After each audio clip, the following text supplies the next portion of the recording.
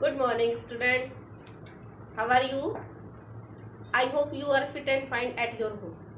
Students, welcome back our online Hindi class. Today's our topic is chapter number 5 मिठाई वाला. आज हम part 5 मिठाई वाले के क्वेश्चन आंसर करेंगे. ठीक है, हमने 4 क्वेश्चन पीडीएफ में कर लिए. ठीक है, अब हम 5th क्वेश्चन से इस क्लास में 5th क्वेश्चन से करेंगे. ठीक है, चैप्टर हमने रीड कर लिया था मिठाई वाला. मिठाई वाले चैप्टर में एक व्यक्ति है जो अलग अलग चीजें कुछ कुछ महीनों के बाद अलग अलग चीजें बेचने आता है. ठीक है, और वह बच्चों की खुशी के लिए, बच्चों की मीठी मीठी मुस्कान के लिए ये सब चीजें बेचने आता है और उनको देखकर बिल्कुल धैर्य और संतोष से जीता है. ठीक है, तो ये हमारा चैप्टर था मिठाई वाला. उसके क्वेश्चन आंसर करते हैं हम. Question number 5. ठीक है, क्वेश्चन नंबर 5 है हमारा कि रोहिणी मुरली वाले के स्वर से खिलौने वाले का स्वर स्मरण क्यों हो आया रोहिणी को. ठीक है, तो इसमें आएगा क्योंकि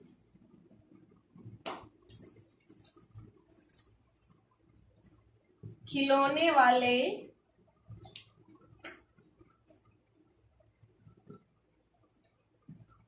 का स्वर, क्योंकि मुरली वाले का स्वर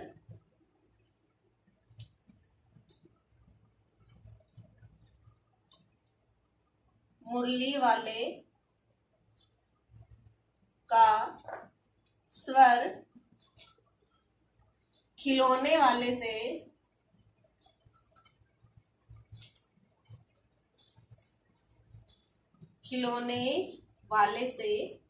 मिलता है. क्योंकि मुरली वाले का स्वर खिलौने वाले से मिलता था,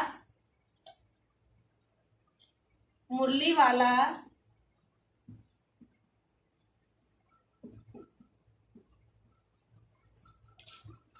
उसी तरह मीठे स्वर में गा गाकर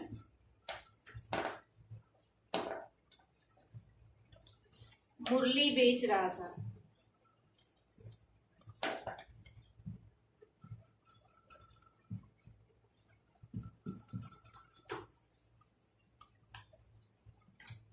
उसकी आवाज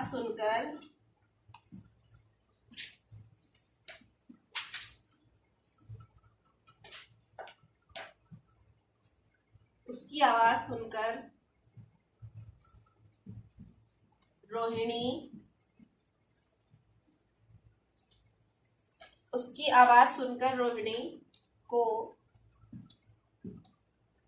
खिलौने वाले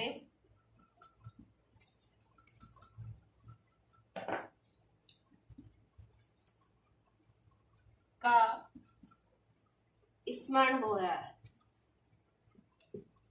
आया. स्मरण मतलब याद.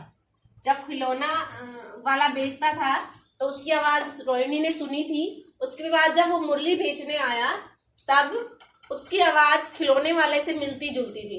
ठीक है, तो रोहिणी को मुरली वाले की आवाज सुनकर खिलौने वाले की याद आ गई कि इसी तरीके से खिलौने वाला भी खिलौने बेचने आया था, इसी आवाज में गा गा. ठीक है, नेक्स्ट क्वेश्चन है हमारा, किसकी बात सुनकर मिठाई वाला भावुक हो गया था, उसने इन व्यवसायों को अपनाने का क्या कारण बताया. ठीक है, ये क्वेश्चन क्या है कि कौन उस मिठाई वाले या मुरली वाले या खिलौने वाले से ये पूछ रहा था कि आप ये जो कार्य करते हो, ये व्यवसाय करते हो, इससे आपका क्या होता होगा. आपको 1 टाइम या 2 टाइम का खाना मुश्किल से मिल पाता होगा, तो फिर आप ये सब क्यों कर रहे हो. तो इस प्रकार की बातें कौन कर रहा था मुरली वाले के साथ. ठीक है, रोहिणी की बात सुनकर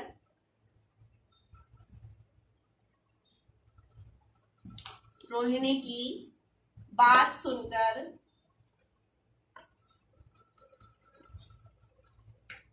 मिठाई वाला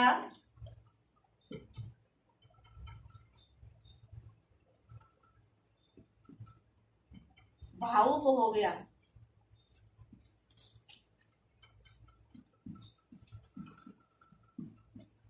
रोहिणी की बात सुनकर मिठाई वाला भावुक हो गया था। उसने बताया, उसने इन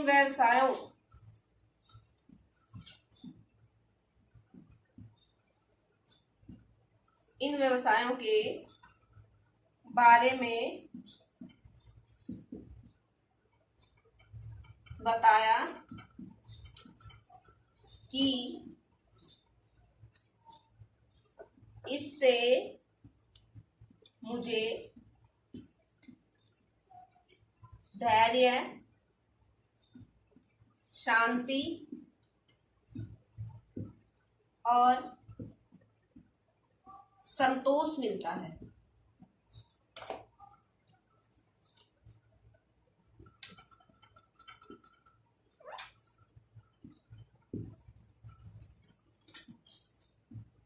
ठीक है, रोहिणी की बात सुनकर मिठाई वाला भावुक हो गया। ठीक है, क्यों?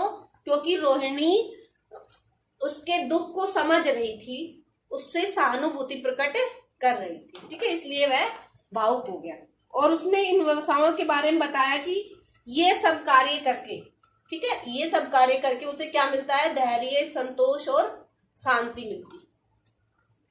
ठीक है, 7वां क्वेश्चन देखते हैं क्या है हमारा। अब इस बार ये पैसे न लूंगा। कहानी के अंत में मिठाई वाले ने ऐसा क्यों कहा? जब मिठाई वाला रोहिणी के घर मिठाई दे रहा था तो उस समय रोहिणी मिठाई के बदले जब पैसे देने लगी तो मिठाई वाले ने मना कर दिया कि अब मैं इस बार ये पैसे नहीं लूंगा। तो उस मिठाई वाले ने ऐसा क्यों कहा? ठीक है, तो इसका आंसर लिखेंगे हम उत्तर नंबर 7।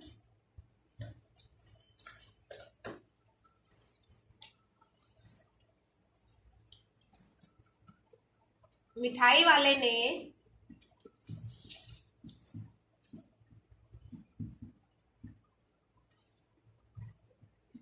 ऐसा इसलिए कहा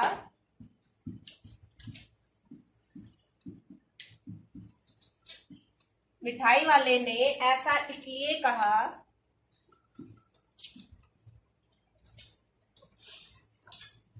कि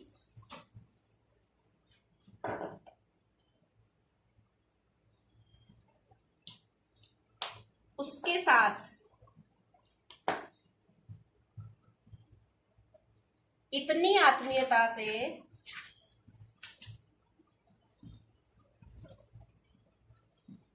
आत्मीयता मतलब सहानुभूति। ठीक है, इतनी आत्मीयता से किसी ने बात नहीं की थी।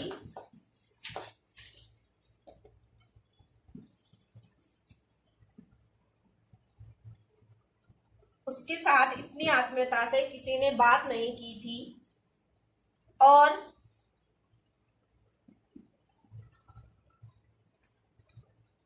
चुन्नू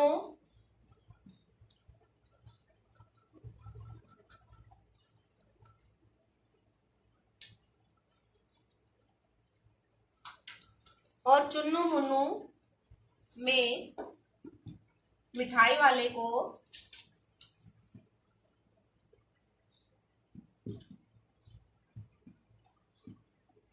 अपने बच्चे नजर आते थे।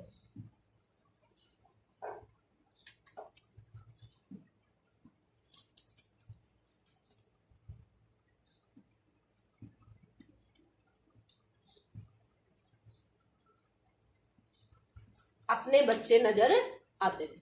ठीक है, तो मिठाई वाले ने पैसे क्यों नहीं लिए? क्योंकि पहले कभी भी उसके साथ किसी ने ऐसे बातें नहीं की थी और मिठाई वाले को चुन्नू मुन्नू में अपने बच्चे नजर आते थे। ठीक है, जो उसके बच्चे थे वो क्या हो गए थे, दुनिया से चले गए। तो ये हमारे 3 क्वेश्चन है। 4th मतलब 8 क्वेश्चन हम अब करेंगे, ठीक है।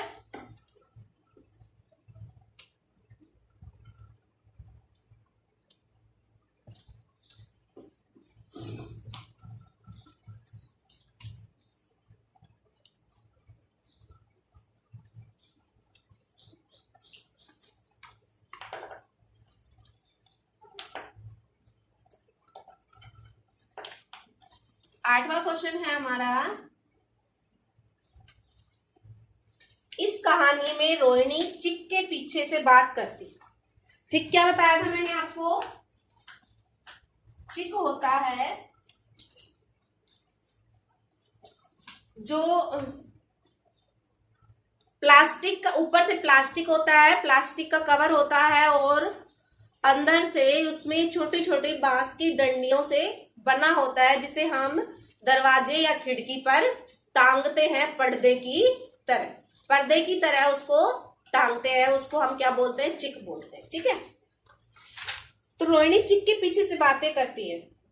क्या आज भी औरतें चिक के पीछे से बात करती हैं? यदि करती हैं तो क्यों?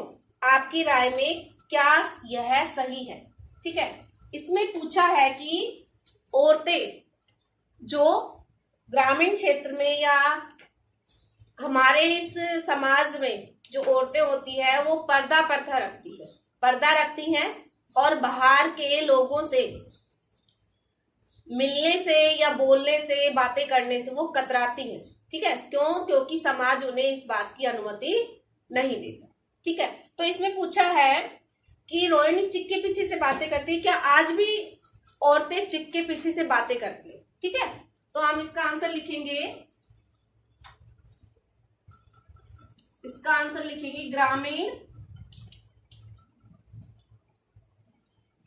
समाज में आज भी औरतें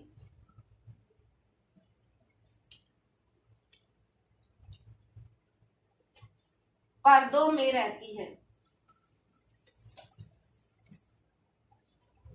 ठीक है। ग्रामीण समाज में आज भी औरतें पर्दों में रहती हैं, ठीक है। यह ठीक नहीं है, यह जो प्रथा है ये क्या नहीं है, ठीक नहीं है, क्योंकि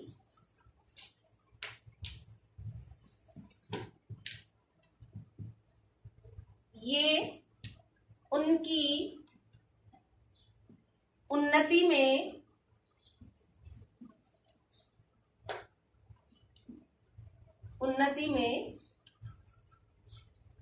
बाधक है।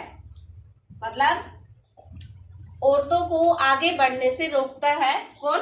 पर्दा प्रथा रोकती है, ठीक है। और उनको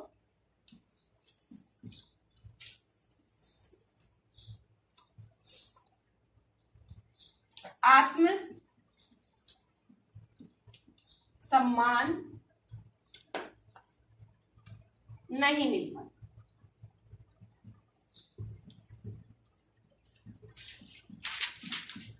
ठीक है। ये जो पर्दा प्रथा है जिसको आजकल भी गांव में अपनाते हैं, तो ये ठीक नहीं है। क्यों? क्योंकि पर्दा प्रथा औरतों की उन्नति में बाधक है, उनको उनके उन्नति में रुकावट डालता है, उनको आगे बढ़ने से रोकता है, ठीक है। तो यह ठीक नहीं है और उसे, औरत को आत्म सम्मान भी नहीं दिला पाता। क्यों? क्योंकि वह पर्दे में रहती है, वो किसी से बातें नहीं कर सकती, ठीक है, और वह आगे नहीं बढ़ सकती, तो उन्हें आत्म सम्मान नहीं मिल पाता, ठीक है।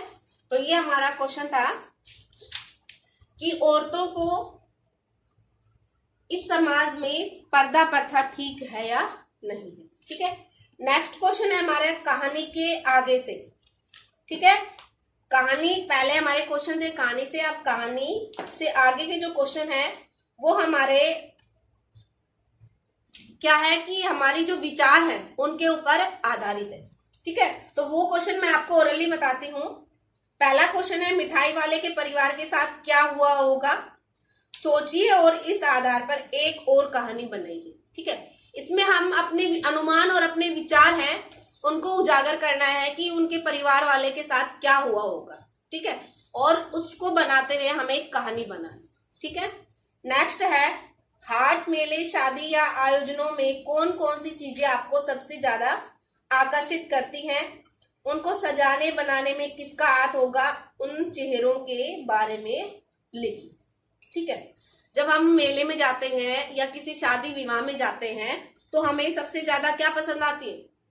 ठीक है, हमें सबसे ज्यादा पसंद आती है फास्ट फूड की जो दुकानें लगी होती हैं, वो हमें सबसे ज्यादा पसंद आती है, जैसे चाट, पकौड़ी आदि।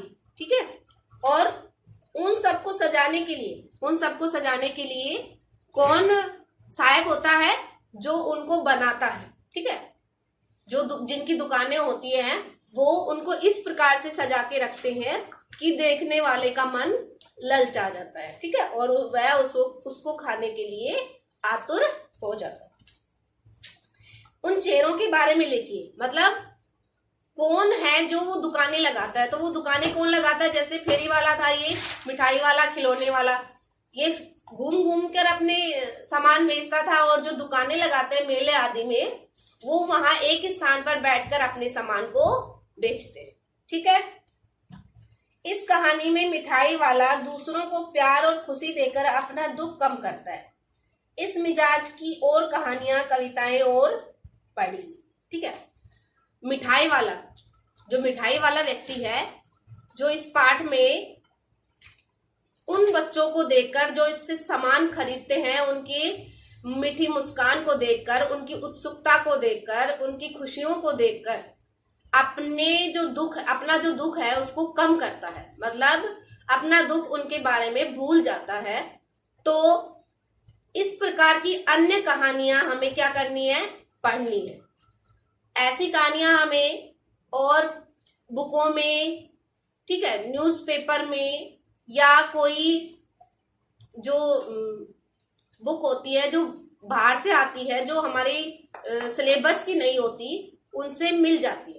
ठीक है, इस प्रकार की कहानी, तो हमें ढूंढकर ऐसी कहानियां और कविताएं पढ़नी है जिसमें ये दर्शाया गया हो कि दूसरों की खुशी को देखकर अपना दुख कम करना। ठीक है, ये हम किस में पढ़ेंगे, किसी और बुक में या न्यूज़पेपर में पढ़ लेंगे। उसके बाद है अनुमान और कल्पना की। ये अनुमान और कल्पना वाले क्वेश्चन भी हमारे अनुमान से, हमारी कल्पना से आंसर देने हैं इन क्वेश्चनों में। ठीक है, क्वेश्चन एक बार रिवाइज कर देती हूं मैं आपको।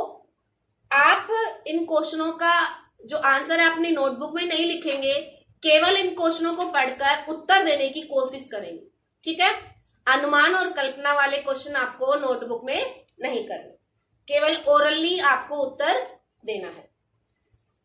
पहला क्वेश्चन है, आपकी गलियों में कई अजनबी फेरी वाले आते होंगे, आप उनके बारे में क्या क्या जानते हैं। अगली बार जब आपकी गली में कोई फेरी वाला आए तो उससे बातचीत कर जानने की कोशिश कीजिए। ठीक है, जिस प्रकार से ये फेरी वाला घूमता था मिठाई, खिलौने या मुरली बेचते हुए, उसी प्रकार आपकी गलियों में भी आता होगा। ठीक है, और आप उनसे जानने की कोशिश करें कि आप जो ये व्यवसाय करते हैं उससे कितना आपका खर्चा निकल पाता है या नहीं हो पाता, या आप जो ये कार्य कर रहे हैं इससे आपको क्या मिलता है, खुशी मिलती है या नहीं।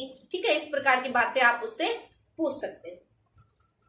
नेक्स्ट क्वेश्चन है, आपके माता पिता के जमाने से लेकर अब तक फेरी वाले की आवाजों में कैसा बदलाव आया है, बड़ों से पूछकर लिखिए। मतलब आप अपने बड़ों से पूछ सकते हो कि आपके जमाने में जब आप छोटे थे तब कैसे कैसे फेरी वाले आते थे और किस किस प्रकार से वो बोलते थे।